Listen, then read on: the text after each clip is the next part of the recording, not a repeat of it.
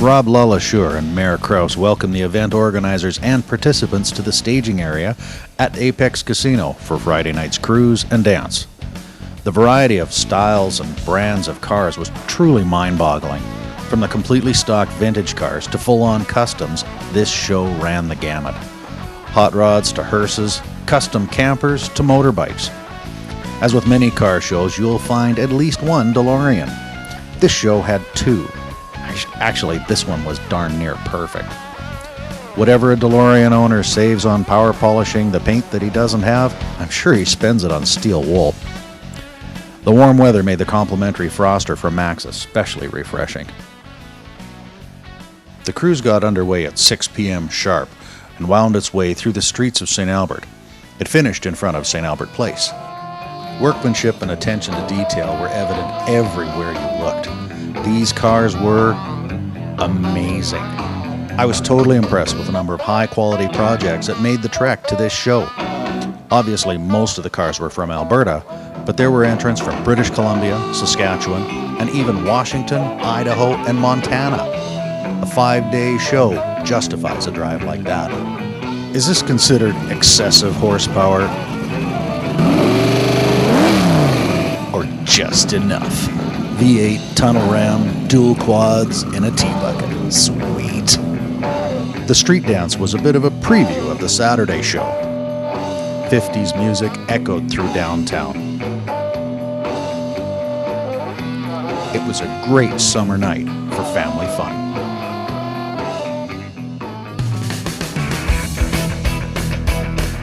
It's Saturday, the competition day.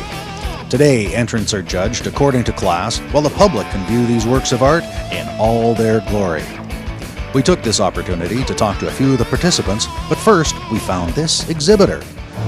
Hi, we're here with Julie Wittenland, and you've got some incredible pictures here. This stuff is beautiful. Thank you. Thanks. So what do you call this? What style is this? It's great. Well, it's a combination of art and design. I studied industrial design at the university, and I also studied fine arts, so I amalgamate the two disciplines. So that's where you get the three-dimensional aspect of the metal, but you get the photography from fine arts background.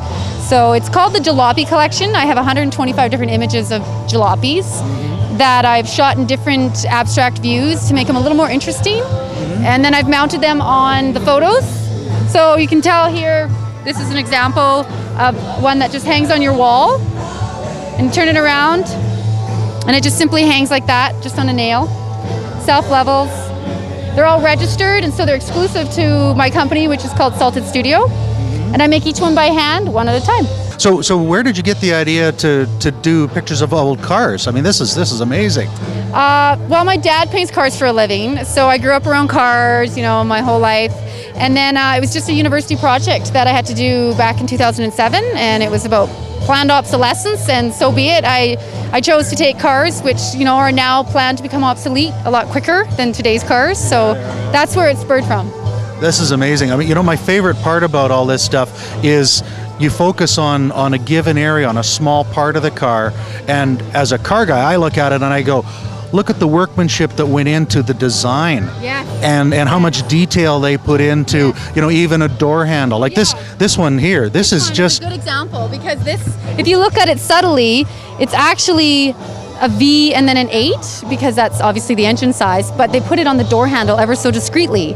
And that's what got me started was, wow, look at the attention to detail that these old cars used to have. And now, our style have changed with our cars. Granted, they're a lot more streamlined, but there's not a lot of detail, right? Because it's streamlined. It's plastic handles that mold right into the body. So they're nice cars, but they're not really character. Yeah. It's like they don't give the sculptor in the designer a chance to really express himself on the cars, maybe. Yeah, that's exactly what led me to the cars in itself. These cars, these older cars. Oh, so where do people get a hold of you? Well, you can check my website, which is www.saltedstudio.com. Salted? Salted, just like salt and pepper, it's saltedstudio.com. And you can order any of these. I have the whole collection online there, and I just ship out. Thanks a lot. Appreciate it. We're here with Nolan Krause, Mayor of St. Albert. This is a great little show. Well, it's a great show. Welcome to St. Albert. 547 cars this year registered. We're down about 100. Certainly this morning when people woke up, it was a little bit of a doubtful day, so people just decided they didn't want to take their their beautiful piece out and get it possibly wet, and so we're happy that everybody's here. Yeah, the thunderstorm last night might have scared a few. Yeah, it sure did. You know what happened? We expected it to grow this year, but people watch the weather pretty closely because they've obviously polished their cars or they've come a long ways, and they really. I mean, there's always a sensitive time when the weather is going to be uncertain, so they back off, and rightfully so.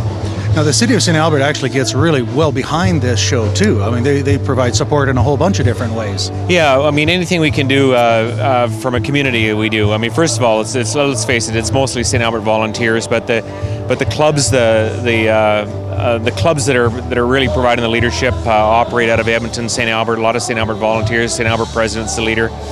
And then what we try to do is make sure that all of the public works things are in place, everything from garbage to road availability. I mean, we don't take care of it per se as a city, but the groups, the volunteers take care of it. So anything we can do to liberate it, we want to do. The one thing we did different this year, which we had not done in the past, was we opened up the whole river valley. In the past, what we confined ourselves to Lions Park, as well as the quite tight proximity to Lions Park. But the river valley banks and whatnot allows us to grow this further now. So we think we probably got room for 1,000. Well, it looks to be a huge success. We got a great Chamber of Commerce day for it. Yeah, between the Chamber of Commerce, the Cruiser Club, all of the clubs who are a subset of all of those. I think there's if I remember right, there's a Thunderbird Club, maybe even a Studebaker Club. There's a group of hearses. I believe they've formed a club as well. So all these clubs get together and they have their own, their own grouping as well. And then as an umbrella, the Rock and August organization makes sure that it's successful. So, and thousands of people out. I don't know what there is for out here, but thousands of people. It's pretty amazing. It just seems to go on and on and on. So, well, yeah, and the other thing that's also now happened is the number of vendors that have joined us, right? Because obviously a vendor can not just they can make money selling license plates or CDs or paraphernalia. Talk to the artist over here. Oh, an artist, absolutely. Lots of food, of course. It's a great community coming together. It's yes, just absolutely. Really, really nice to see. Thanks for taking some time with us. Thank you very much, and good luck as you put it all together. Thank you. Okay, great. Thank you. Have a good day. Your name is? John Donalook. And you've got a beautiful old McLaughlin Buick. This is amazing. How long have you had this? I had it since 1958. So I see on the side here, Alberta, what is it, Post-War Car Society. You're a member of the Post-War Car Society? I am, yeah. So is this pretty much the way it was when you bought it? Yeah, pretty well, yeah. Have you had to do any repairs or anything on it? Very little. I put new tires on, yeah. This is what, I see the plate on the front, 1924. Yeah, that's what it is, yeah. This would have been a pretty expensive car back in the day. I think I have a price list on some of these cars, and I think it was right around $1,200. They were still making Model Ts back then, right? Yeah. And a Model T would have sold for maybe 500? Yeah, about 500 or 600, yeah. Wow. Yeah. So, can we take a look at the engine? Sure, yeah. Okay. This is the fuel pump. Okay. Which is called the vacuum tank. Right. Yeah. So it uses engine vacuum to actually draw. There's a line going into your intake manifold, and it creates vacuum and it sucks the gas out of the tank. Isn't that cool? Yeah. So if you had to rebuild all this stuff, have you ever had any plans, or does it run well enough? It runs good enough. I had a compression test done on it, and the compression is pretty good. Yeah. 75 pounds, so I think that's okay. That's pretty good. And they're all even. Oh, there you go. Yeah, so that's... Well, thank you for taking some time with us. Yes. Thank you. Yeah. Okay, you're going to like this. This is so cool. We have here, your name is? Brian McMaster. And this is your masterpiece. This is just amazing. What did the car start out as? 37 Ford Roadster, fiberglass body. Okay. It's a Wild Rod body out of Quebec. It's a factory-built frame from Wild Rod also. Oh, okay. And it's got an 8-inch Ford rear end with a Mustang rack and pinion in the front, and a 350 Chev with an R400 transmission. So how does it drive down the road? Drives like a dream. Yeah. It's a lot of fun. Air conditioned? Yes. All the toys? Power windows, power steering, power brakes, everything. So there's no sacrifice to this car? No. Since you picked it up, have you done anything to it, or are you just enjoying the car the way it is? Oh, I've done a little tweak and had to change the carburetor and, some small stuff, but basically the way it is. Wow. It's an awesome car. The attention to detail on this thing is just unbelievable. Yeah, he did a real nice job. I think my favorite little touch is the chrome strip that goes down the side and has the brake for the little Ford Oval inserted in the rear fender. Yeah. And the billet hood hinges. Yeah, you betcha. Wow. Well, thanks for taking some time to talk to us. That's a beautiful, beautiful car. Thank you very much. We're here now with Gary Peterson. And you have got this beautiful Chrysler Prowler. 2001 Chrysler Prowler. They first came out as the Plymouth Prowler, and then Plymouth dropped its name in 2000 and they reverted back to Chrysler Prowler. So now there's quite a few Prowlers out there, but none of them look like this that I've seen. What have you done to this? What's been changed on this? I happened to see a Prowler with a hardtop on it. So what I did was I researched it on the internet and basically found out the cost and where they were from, and the guy said that he only had built 10 of them. So I thought uniqueness is in limited quantity, so that's I really bought it. Nice. That is really nice. Yeah. What have you made any other modifications to the car? No, other than basically both options as far as the bra on the front and the bra on the trailer. The trailer was an option through Chrysler, so there hasn't been any modification to the car at all other than accessories put on it. I thought it was, when I walked up, I thought it was interesting because at first I thought, this man has upholstered the front of his car, but that's just how they have to do the bra. It travels well with the bra on. Yeah, I mean, I couldn't imagine the dings, dings and marks you'd get on a highway trip. Yeah. It was really nice. Thank you very much. kindly. Thank you very much. And we are with Rob Egerton. Rob. Okay. What is this display you have here? This is pretty incredible. Well, we're with the Edmonton Bone Wagon Association. We're a local hearse club. And we've been coming to Rock in August for 5 years. And so for the last 3 years, we've had this corner of the facility, and we call this Doom Corner. So Rock in August is a very welcoming car show. They seem to like having the hearses here. Last night, they parked us right in front of the bandstand. Yeah. So that was great fun. Where do you guys find these old things? Like, they look in fabulous shape. We find them locally. We bring them across from the U.S. You find them everywhere. They're a beautiful classic car. They're usually very inexpensive, and we're the only people probably here that have hand-built cars. Even to this day, hearses are hand-built. I suppose so. I mean, the low volume, they're not going to have a big stamping plant, right? Correct. Wow. So could I ask you, what do you think is what's the prize of the group, or are they all they're all beautiful to me. Yeah. Yep, and we've got a couple of new members this year coming out, and I just get excited when I know they're coming. Any chance to see a brand new hearse that I haven't seen before is great. Now your group, you guys have all of these hearses, and you have all these sculptures and shapes. You guys take a pretty lighthearted view of the whole macabre thing, right? Our theory on this is that death is something that everybody faces. We're stuck with it. We can't do anything to change it, so we might as well have some fun with it.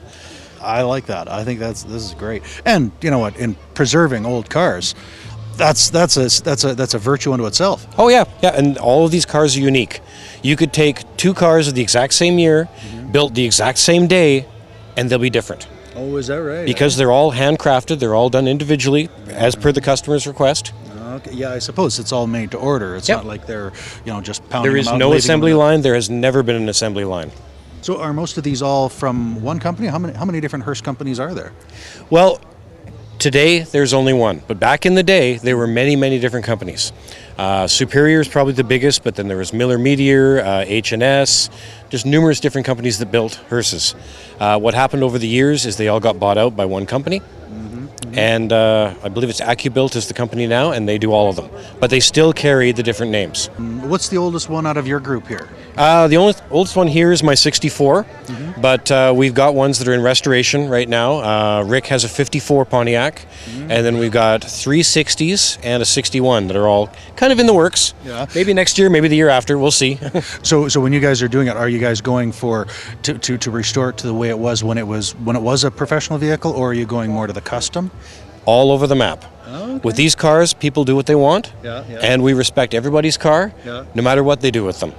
Because, we're a bit of a different genre, You can and say that. That's safe. whatever somebody wants to do with the car is cool with us. I like to see the professional cars getting saved one way or another. Yes. I think it's great. I mean, whether it's hearses or it's old police cars or whatever. Ambulances, yep. Ambulances, everything. I love to see it. So thank you very much. Oh, not a problem. Thank you Thank very you. much. Best of luck. Look forward to seeing more of those professional cars. out Great, here. and That have was fun good. with the rest of the show. There's lots to see. There's tons to see. Yep. Thank you. Great.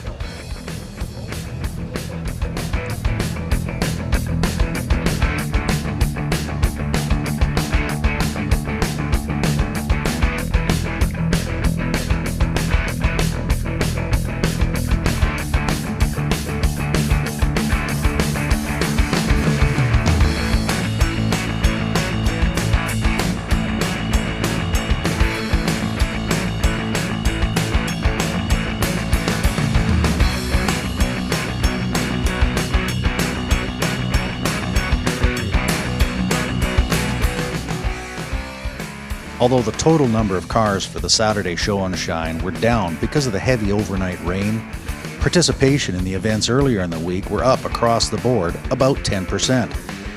Even the kickoff breakfast on Tuesday served over 500 meals. This year's fundraising goal was an ambitious $150,000, with proceeds going to the Alberta Diabetes Foundation. The final totals are still yet to come in, but organizers are sure they have already raised over $100,000.